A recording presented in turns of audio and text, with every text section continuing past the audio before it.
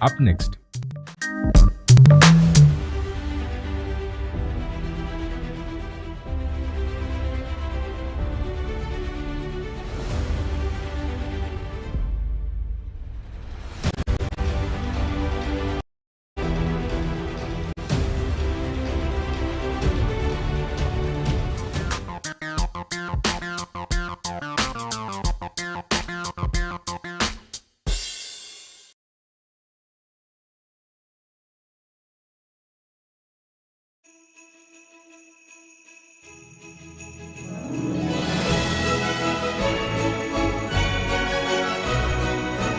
We wish you a Merry Christmas, we wish you a Merry Christmas and a Happy New Year.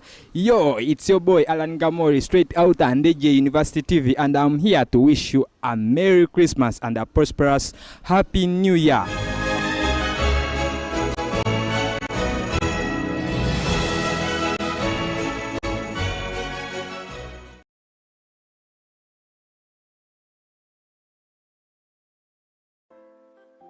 Come experience education with no boundaries at Ndejje University, where learning is taken beyond the confines of a lecture room. Come experience Ndejje University's Open Distance e-learning ODEL initiative. The program is flexible, reliable, and affordable with an impeccable support system to help you excel in the areas of engineering, health sciences, arts, education, social sciences, business management, basic sciences, and information technology. It will not matter where you are with our ODEL program. Your education experience at Ndejje University will be of quality. For more information, kindly visit our website at www.ndejjeuniversity.ac.ug or call 0392 730 321. Ndejje University. Come experience a holistic approach to learning.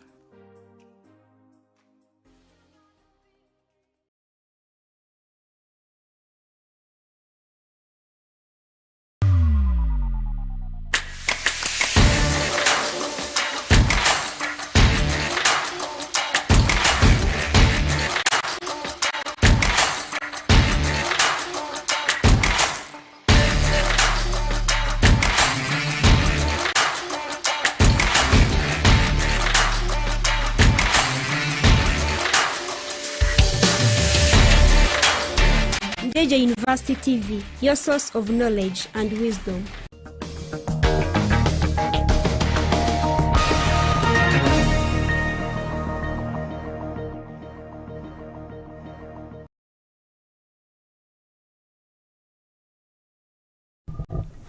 President Museveni lauded over proper management of COVID-19 during the US Africa Leaders Summit.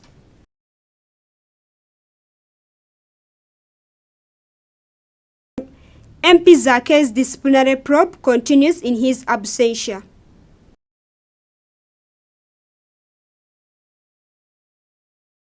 Moses Magogo and Sports Minister clash over sports legislation.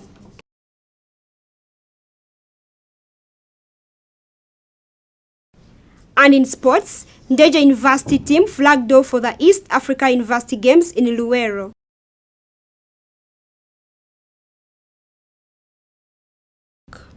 Cricket Cranes get off mark against Rwanda at the Tri-Nation T20.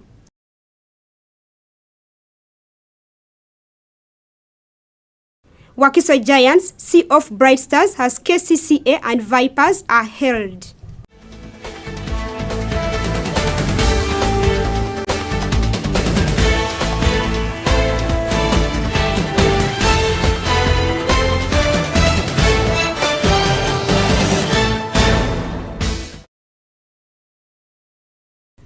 Welcome, this is Live at 8. My name is ANSLEMOJARU with the story in details.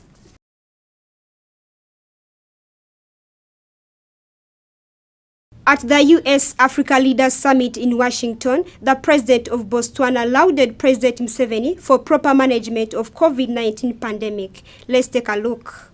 President Yoweri Museveni has commended over his successful fight against COVID-19 pandemic and the Ebola outbreak in Uganda at the ongoing US Africa Leadership Summit. President Museveni was lauded by his Botswana counterpart, His Excellency Mogutish Masisi, during the partnering of the Sustainable Health Session under the theme Building Resilience for Healthy People, Healthy Countries at Washington Convention Center on Tuesday 13th. In his address, President Museveni underscored the role of Ugandan scientists under the outbreak of COVID-19, saying that they incorporated traditional and modern medicine to save Ugandans and neighboring countries. When this virus came, we said, oh, but we have got something we use for the other virus, the measles. Let me try it on corona. And it just kicks it out. Just kicks it out. Uganda, with a population of 43 million, had 170,000. The president called for more collaboration between Uganda and the United States, especially in pharmaceuticals and vaccines, if Uganda is to gain a fair share of pharmaceutical production in the world, saying that Uganda and Africa are better placed to produce on pharmaceuticals on account of the plants that they have on the continent. It is not correct to continue with the present arrangement where in the global share of pharmaceutical production of $1.42 trillion, Africa's share is only $16 billion. Of the pharmaceuticals produced in the world, valued at 1.42 trillion, Africa's share is only 16 billion production. Uganda and Africa are better placed to produce many of the pharmaceuticals on account of the plants that we have in our area. Chinkona, which helped humanity with malaria from the year 1630, was a tropical plant. There are other sister plants. His Excellency the President pointed out 8 health care and promotion strategies that could help Uganda to eliminate 75% of the possible diseases that affect her people. These include nutrition through sensitization and education, hygiene, vaccination, malaria prevention through drainage of stagnant water, behavior change, lifestyle diseases, and protecting the environment. Because Uganda does not lack food of any type, carbohydrates, proteins, fats, vitamins, and other micronutrients. What is sometimes lacking is knowledge of what is needed and why. Consequently, some people overeat. Agnes Nabugwao, live at 8.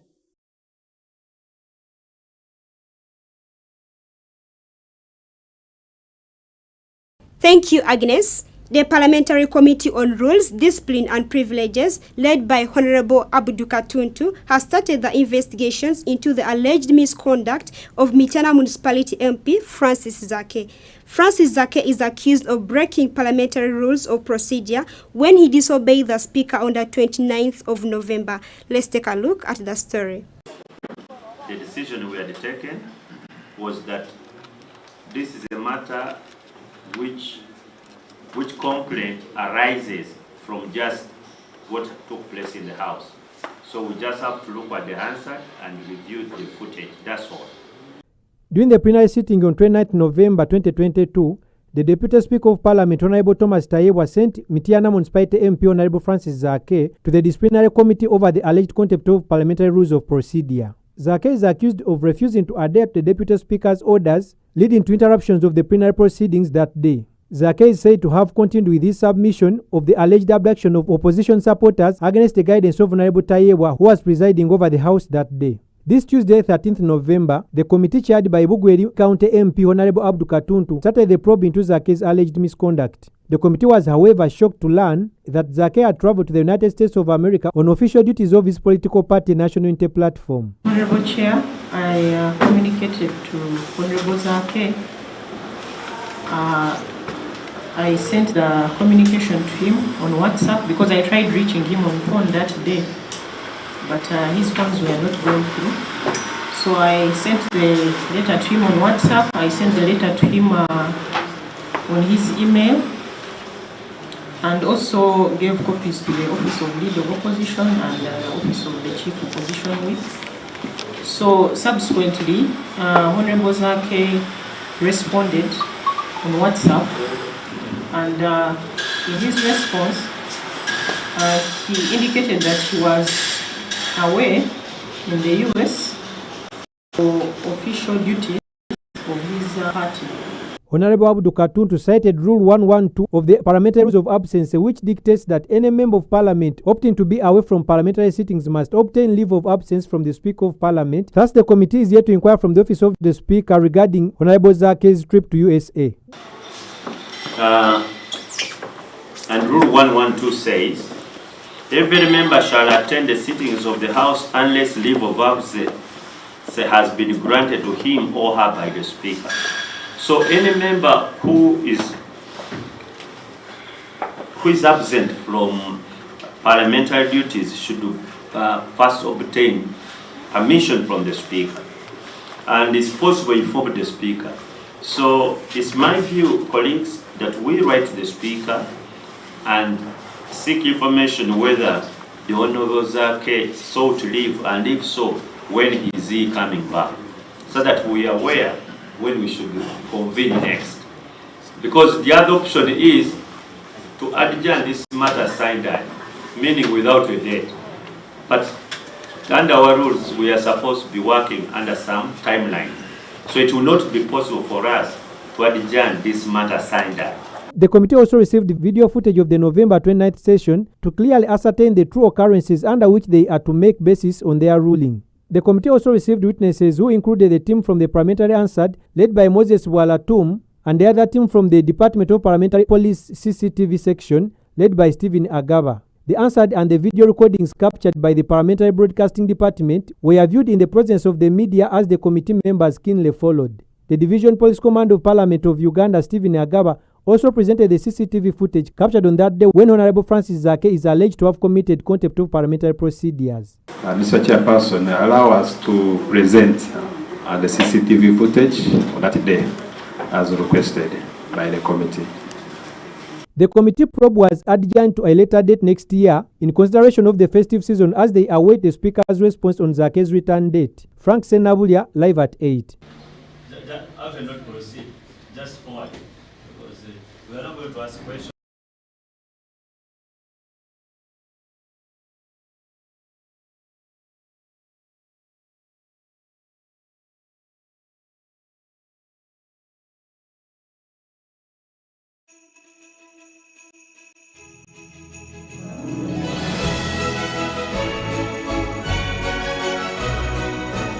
We wish you a Merry Christmas, we wish you a Merry Christmas, we wish you a Merry Christmas and a Happy New Year. Hello everyone, my name is Ali Sharan Kiranda and I work in the news department. I want to wish you a very, very Merry Christmas and a happy, prosperous New Year.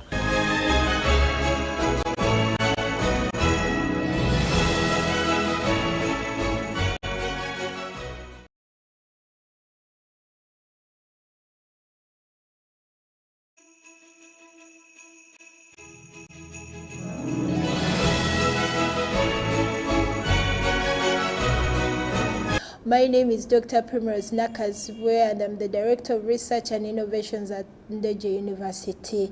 I'm here to wish our university community a Merry Christmas, the Vice Chancellor, the convocation of Ndejje University, the alumni of Ndejje University, the staff and the students, our dear parents who give us students in Ndejje University, Merry Christmas, and to my lovely husband and mom, Merry Christmas. Love you all. God bless you.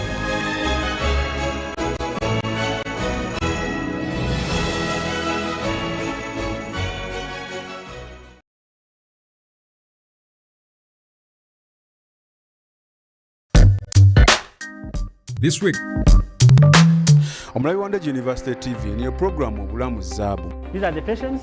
You can see it's the doctor's room. Era banoswani netoro.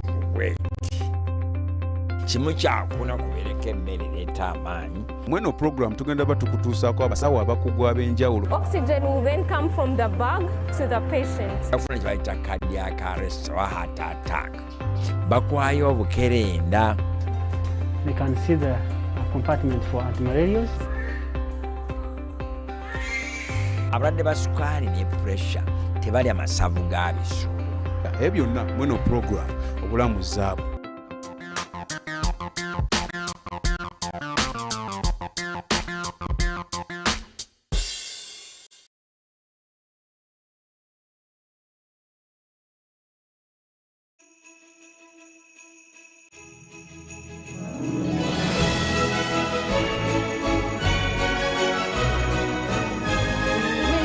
Merry Christmas, we wish you a Merry Christmas.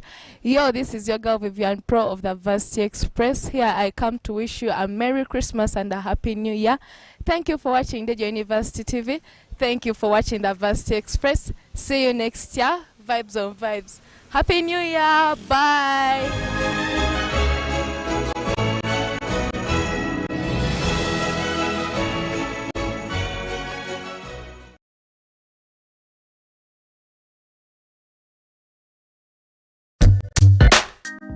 This week, I hope you enjoyed.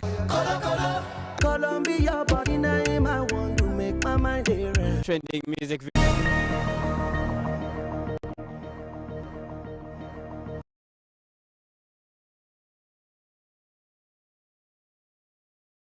Uganda beat Rwanda in the first match of the Tri-National T20 Cup that is happening in Rwanda. That is happening in Rwanda at Gahanga Cricket Stadium. Uganda's cricket national team, the Cranes, beat Rwanda by 85 runs on Wednesday to earn a flying start to the East Africa Tri-Nation T20 Cup that's being played in Rwanda at the Gahanga Cricket Stadium. This was Uganda's first game of the 12 matches to be played against competitors Rwanda and Tanzania, where at the end a winner-takes-it-all system will define the champions. Rwanda won the toss and elected to bowl first, handing Uganda the bat to set up 185 runs for 9 in innings. The hosts would later return to put up a spirited chase, but were limited to 100 runs all out, with man of the match Joseph Baguma picking 4 of their wickets. The Cricket Cranes are winners of the T20 Africa Cup, a championship they won by 8 wickets against Tanzania in September, and will now seek to add the East Africa Tri-Nation Cup to this year's victories. The team's head coach Lawrence Mahetlen is confident that his boys will employ the experience picked from the Africa Cup to upset their opponents. We learned a lot of lessons from Tanzania. I think at the Africa Cup they really came after us quite hard and put us under a bit of pressure. Our review of the African T20 was basically how do we up our intensity as a group and as individuals, and what skills do we need to work on. So I thought the boys are really showing it. Unfortunately today most probably the batting didn't come right, because with 4 players scoring single figures in your top 6, you still back them to fire on all cylinders. But hopefully in the afternoon game we'll see some of the senior players now also stand up. You know, the youngsters for me are so fearless. They're an exciting group of youngsters. Not only were they at the World Cup, you know, the fact that we've also left out 2 all-rounders and a batsman just shows the depth we have in our batting and what we can do as a group. I thought the senior guys at the back end, Brian and Franco, showed the maturity to get us to an innings, but it's important that we play fearless cricket and we try things. You know, it's great opportunities in the build-up to the next year, which is a very big year with World Cup qualifiers in October. The tactician holds high hopes in the fresh talent that has been recruited to the senior team, and these include Joseph Baguma and Ronald Lutaya. The weather was good, there was the sun, and then the wicket was also flat in the morning. It wasn't that turning, and I had to boost my intent. So runs came out of the confidence and intent, because the bowlers were bowling all over the place, so it was very easy.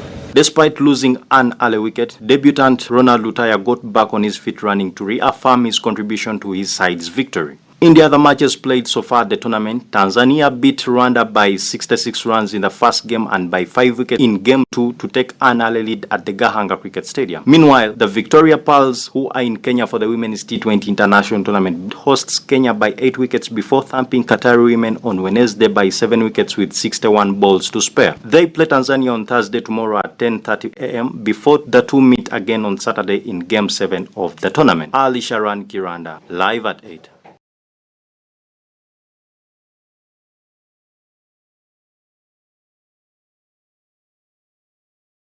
Uganda Premier League table leaders KCCA FC shared spoils in a 1-1 draw with Bull FC at Fufa Technical Center in Njero. Express and Vipers drew goalless at Wankulukuku, while Bright Stars were defeated by Wakiso Giants in Kavumba on Tuesday.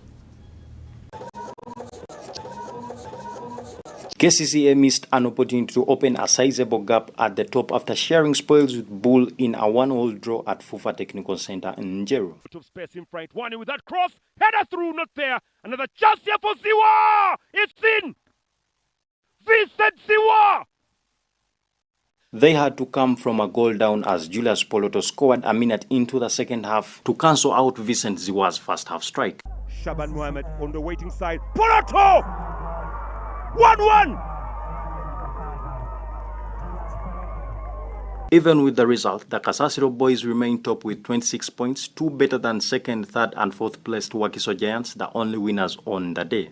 The 13th UPL champions will return to action on Friday, December 16th as they host Busoga United at Lugogo. Whereas the 2022 Uganda Cup champions Bull FC will visit second-placed Viper Soccer Club at Chitende on Saturday, December 17th. The Purple Sharks beat Soltiro Bright Stars 2-0 at Kavumba to bounce back from 2 back-to-back defeats. Forwards Frank Sebufu and Sharif Chimbo were scored in either half to hand John Ayala's side a deserved 3 points. Sebufu headed at the far post when he connected with a well-weighted Lawrence Bukenya cross from the left before he turned provider setting up Chimbowa in the 63rd minute. The number 20 made no mistake forcing the ball between legs of goalie Hassan Matovu to secure all points. It's coming to you live right here.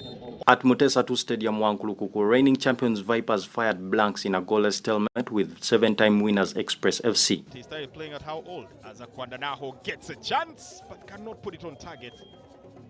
Once again, Joseph Akandanwaho. The visitors were slightly the better side on a Soji pitch and had what appeared a genuine penalty appeal not given when Dennis Otim appeared to bring down Ibrahim Oriti in the area in the 88th minute. The league resumes on Friday with teams involved in penultimate fixtures of the first round. Alan Gamoli, Alisharan Kiranda, live at 8.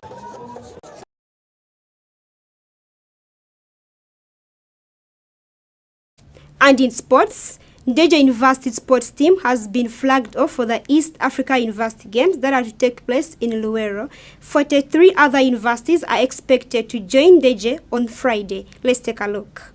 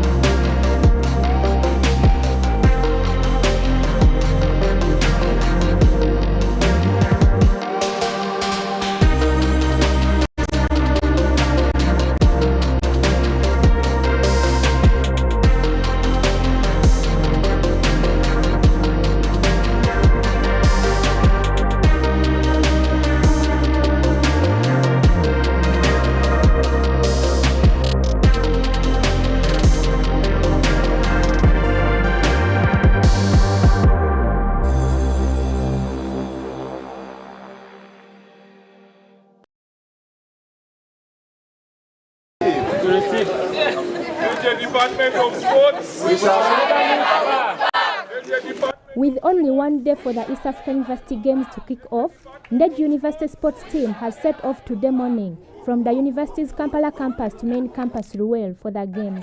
This morning, I've flagged off Team Ndejje that is going to participate in the 12th edition of the East Africa University Games. Today also is a remarkable event for the university because this event is being held belatedly. It was supposed to be held 2 years ago, but because of COVID pandemic, it was postponed.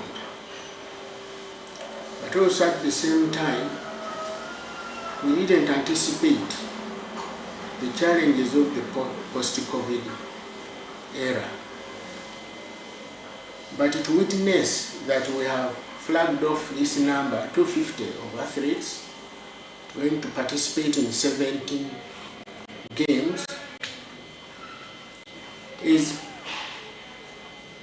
to say the least, divine intervention accompanied by strategic planning. We are very confident that our team will do very well because we have won these games 6 times. In the last decade, Ndejje has been a champion. The task ahead of us is to defend the title. We have instructed our athletes to raise the tempo to ensure that they defend their championship successfully. And on a personal level, I have been informed by our experienced coaches and the supervisors that they have done a great job.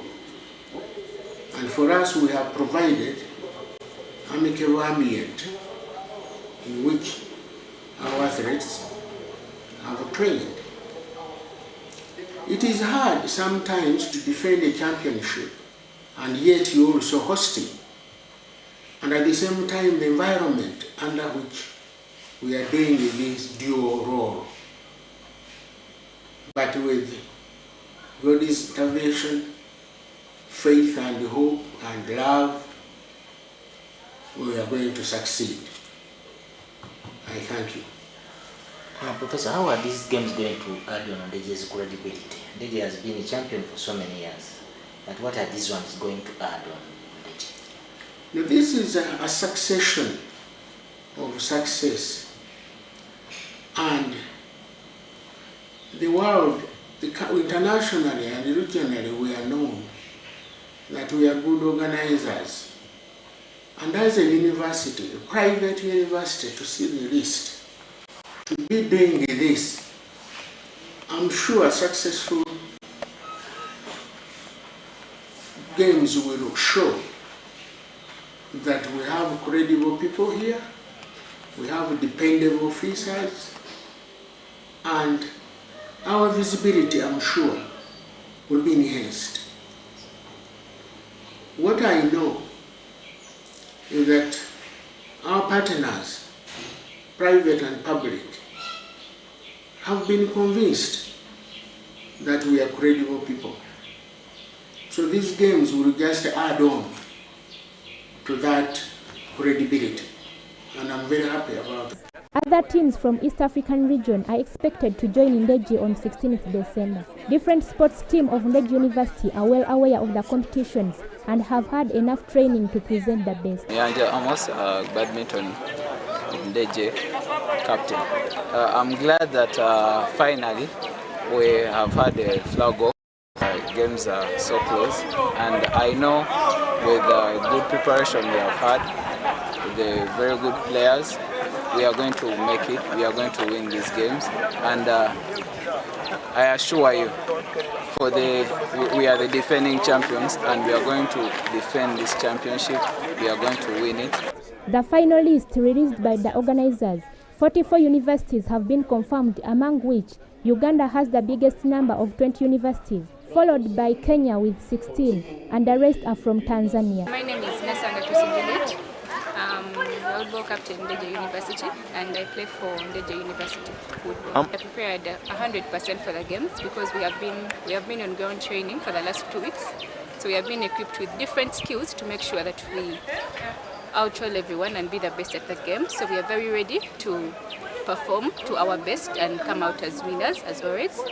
We are very ready. As a person, I am very ready to play these inter-university games because we have been preparing for the games for so long, and it is a time to come out and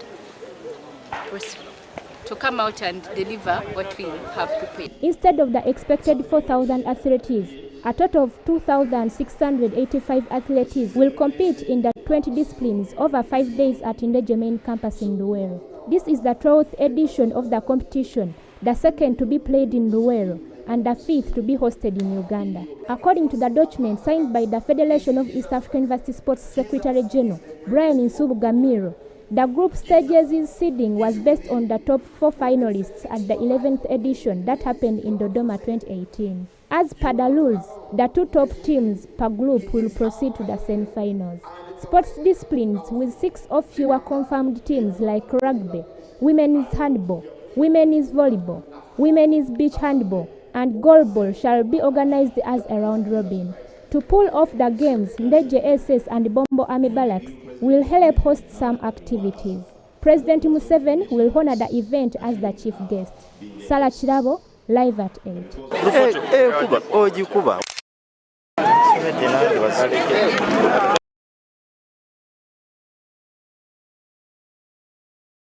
Thank you for watching. That was Live at 8. My name is ANSLEMOJARU. See you next time.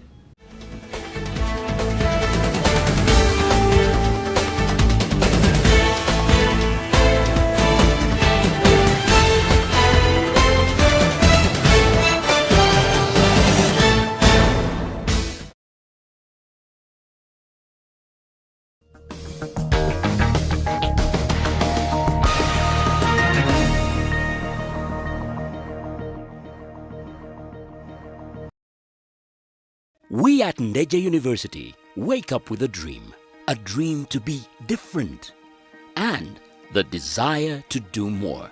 That's why we never give up on those that dream with us.